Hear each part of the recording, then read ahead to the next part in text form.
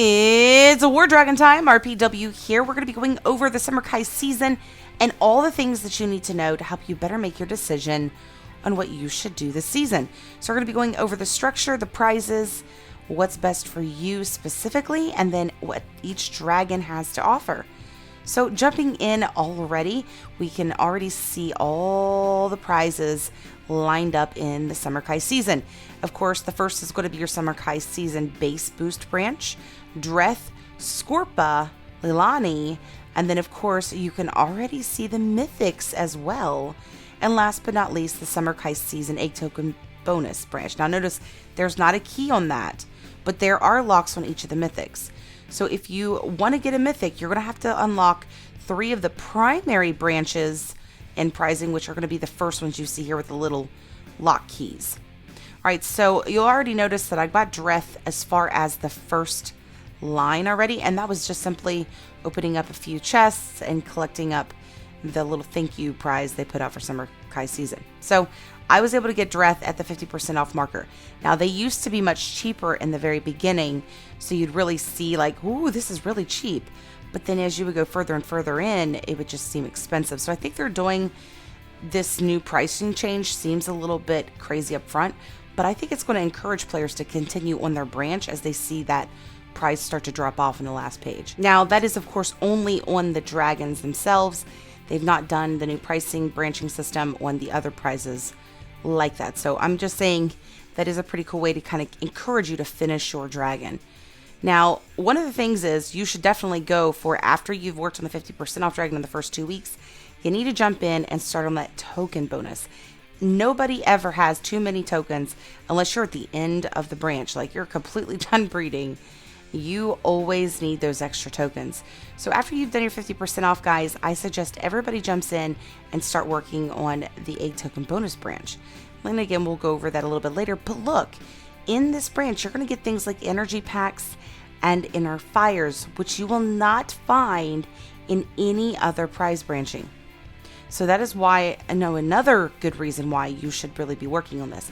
Not to mention your mystic fragments. You're not going to get mystic fragments in, for example, the riders this season, nor are you going to get it in the base boost branch. So make sure that you take advantage of that and really get those things for your dragons. Okay, so jumping into the season structure, everything to the left of the screen is available as we speak, from the base boost to the left, and then the mythic up on the top right. Now the warrior, the rider, and the festive will come later. Now the first dragon we're going to talk about today is Dreth, because Dreth is the half price dragon, and everybody should be getting this. I explained this in Talk Dragon Tuesday, that even if you hate the dragon, even if the spell sets are terrible, it is totally worth it at that cost. Now the first spell on this dragon is Whirlpool, which is an active white 1 rage spell. And with this spell, you're going to be able to disable towers in a targeted area for 5 seconds or until they have taken damage. If you're at all familiar with the spell Enshroud, which is something that, for example, 4 has, it is technically like Enshroud. So it's going to lock things down, but it's only going to be for a temporary period of time. So be sure to take advantage of that, on those red mage towers before it actually runs out. So that is the Whirlpool, and I think that is a great spell, and it's really cool to see this on a sorcerer and not just on a hunter. Now it is 1 rage, and the other white spell, which is the magic barrier, is only a 0 rage spell. Now with this, the dragon's going to become immune to all incoming damage, okay, for 3.5 seconds. That means all damage, not just elemental, but any and all damage that comes in towards you, as well as blocking any mage tower super shots, which is pretty important with this dragon, because it really has a hard time rejuvenating its rage. It doesn't have that ability, and it doesn't have any kind of resist. So you're going to want to try to utilize this to prevent yourself from losing that rage, and of course being hit by things you don't have resists against. So this magic barrier is something you're going to have to really utilize with this dragon in order to make it at all anywhere, I would think. Now the next one is a red spell, and it is 2 rages, and it is the Sandblast spell. Now this will deal 18% of the dragon's modified HP as damage to all towers in a targeted area and freezes them for 2 seconds. This kind of puts me in mind of back in spring of last season. I can't even think of the dragon's name, but it kind of did the same thing. So it will like put out a bunch of damage and it's going to freeze it so that anything that comes towards you, whether it be mage shots or whatever, and you can like actually hit things, which is very important because the rebuild situation with a sorcerer can be a real pain in the neck, especially on those farms. So this is going to prevent that rebuild, for example. Now, this isn't its only red spell. There is another one. And notice this is a 2 rage spell, so it's pretty expensive. However, the other one has a much cheaper rage cost. It's only 0 rage. So this is one you really need to be focusing a lot of your attention on, not just because of what it does, but to the towers, but it also is going to be something that's going to restore your health a little bit. So it's going to deal 2,000% of the dragon's attack power as damage to a targeted tower and restore 20% of the dragon's modified HP on this cast. And it will have a 5-second cooldown. So if I were you, I would be disabling those red mage towers with your first spell, blocking any mage shots to prevent losing any kind of rage, and then utilizing this before you do the more expensive the other red spell, which is the Sandblast. Now that's me personally. I'm excited to play with this dragon. I have not played with him yet, so I will be doing that and doing some little videos on him, I would think, but we'll see. Now this dragon does come with some runes and glyphs, and with the runes and the glyph, you're going to be able to increase your Sandblast damage, which means basically that Sandblast, which deals 18%, is going to grow to a certain percentage, which I don't know the details on. Now, of course, when it comes to its secondary part for the legendary and the mythic, it's actually going to increase the sorcerer HP, which I've noticed in the last few seasons when they stopped doing the attack boost to the sorcerers and started changing it over to a boost to the HP. I'm noticing a major difference in the sorcerers within the divines. So this is a really good set of runes and glyphs. Now this dragon does have some portraits as well, known as the Tide Caller. So this is going to be one of those that as you work your way through, you can collect these portraits along with it. And of course I don't have the animated version of this, but as you'll see here, it will change as all the other portraits usually do. Now, okay, great. The 50% off dragon is looking pretty stout, but let's now talk about the egg mission boosts. This is something that as soon as you get done with the 50% off dragon, I don't mean like complete the dragon, but as soon as the discount ends, I say hit this hard. At least get to that 100% marker on this so that you can go out and start doing your egg missions so that you can get those egg tokens that you need. Because in this game, you can build and build and build on that base all day long, but if you're not getting the egg tokens that you need, then you're really selling yourself short, because it's all about being strong enough to be able to take another person's base. And your base is going to come to pauses and not be able to build anything if you don't have specific things for your base to build it. So very important one. Now the next one, which reminds me, is the base booster. Now this is going to give you an increased amount of HP and attack. It's like these little boosters that you can add in.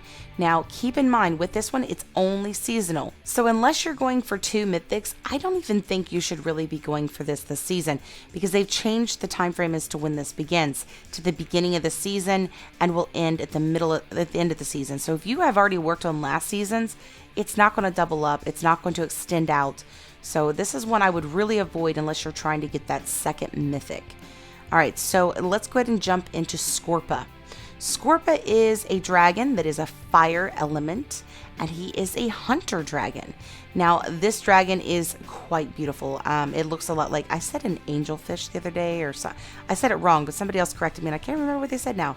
Anyways, he comes with the Caustic Spines, which is an active white 2 rage spell that deals 15% of the dragon's modified HP as damage to all towers in a range and poisons them for 5 seconds. The poison towers are damaged for 3% of the dragon's modified HP per second and take 85% increased damage while poisoned.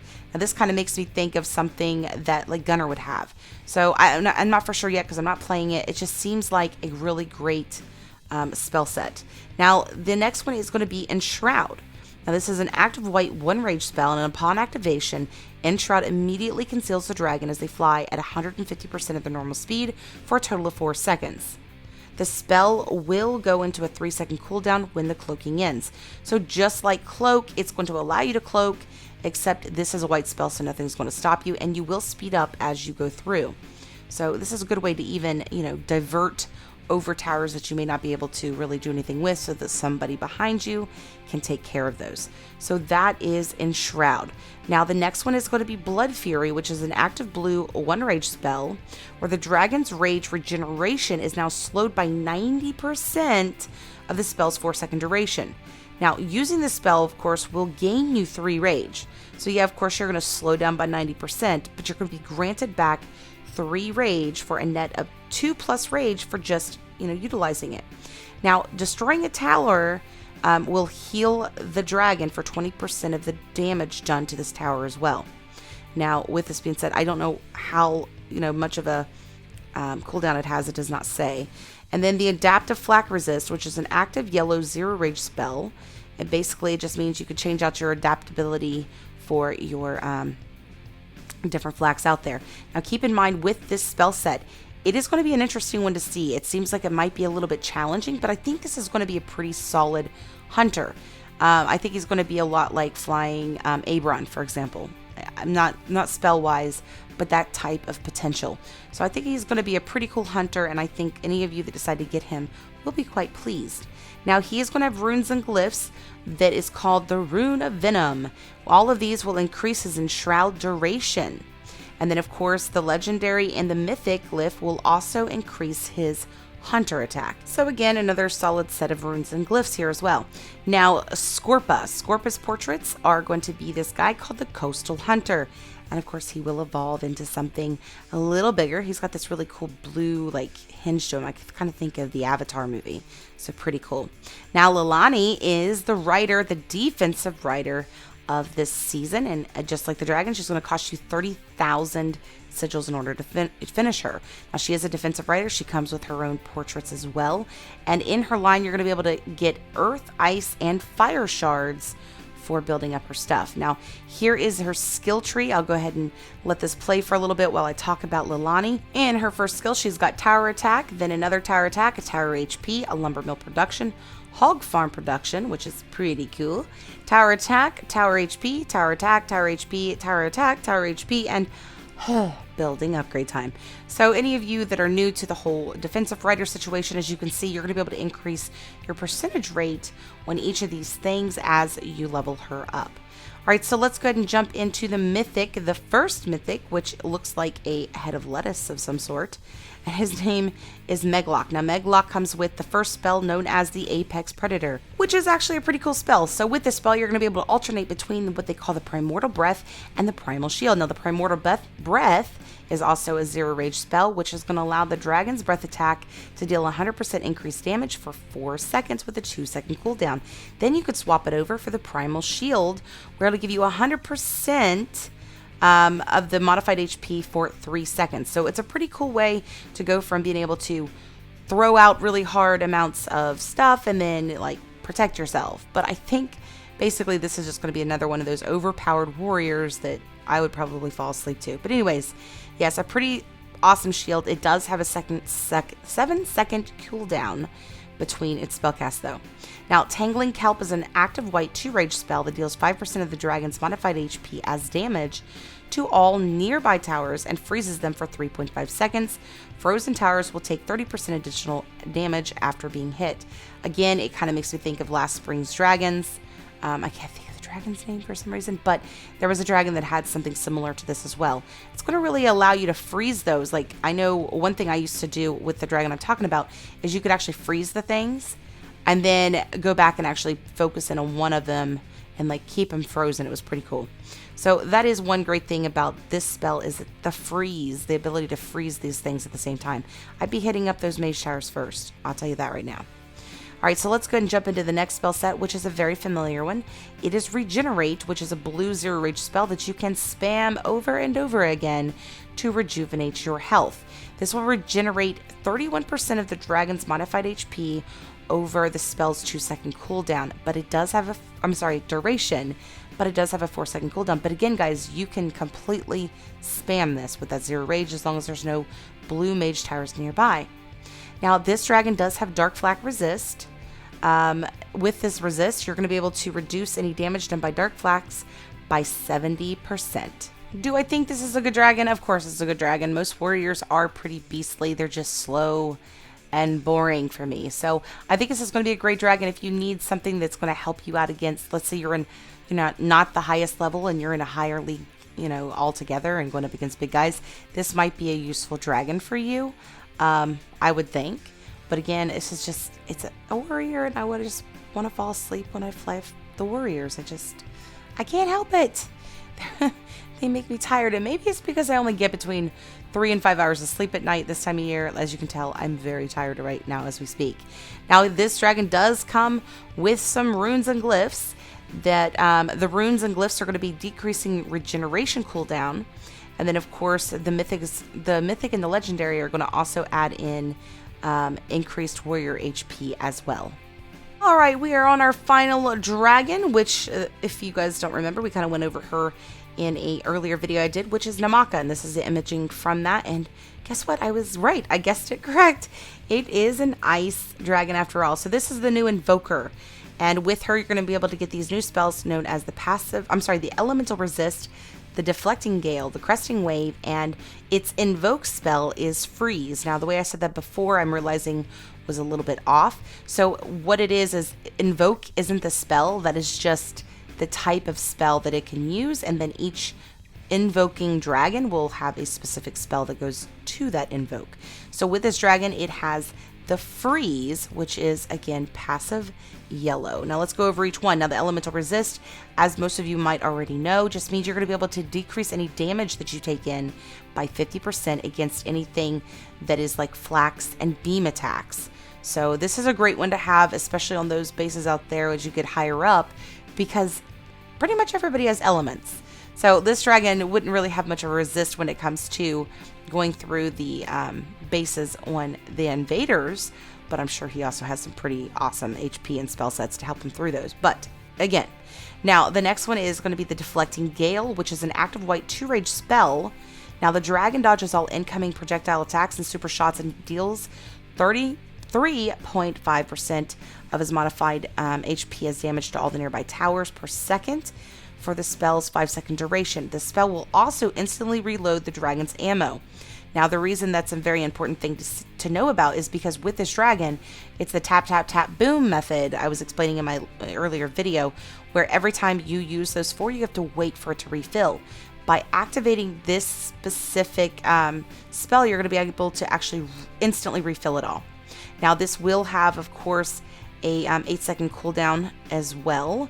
And then the Cresting Wave, which is an active red 1-rage spell, where upon activation, Cresting Wave will deal, I want to say this right, 1500% of the dragon's attack power as damage to a targeted tower and restores 20% of the dragon's modified HP on cast with a 4-second cooldown. So a pretty cool spell set, I think. I don't know. I'm pretty excited to go play with him a little bit. I don't want to go too much into detail on him because I know that there's going to be tons of videos to do about him and watch about him. So I'm just trying to keep it as short and simple as possible so that I don't bore everyone, because I know you guys are going to soon be pretty tired of hearing of this new dragon in all the videos. Anyway, so his Invoker spell is the Freeze spell, which is going to allow you to freeze towers for 2 seconds and deal 13% of the dragon's modified HP as bonus damage. Now, he will come with some runes and glyphs like the others. Each of the runes and the glyph is going to give you increased deflecting gale damage. And then, of course, the legendary and the mythic are going to give you an added little amount of increased invoker attack, just like any of the other, like, for example, the hunter would do. So, pretty cool dragon. I can't wait to get out and play with him and fly him a little bit. And then maybe we can do a simple review video on him. All right, so let's go ahead and look at the season structure again. As I explained, you've really got to make sure that you really hit up that 50% off dragon, whether you're going for a mythic or not, because the things that you're going to get along the way are completely worth it. I did test this theory out one year, and I just completely skipped it, or not 1 year, 1 season, and completely skipped this.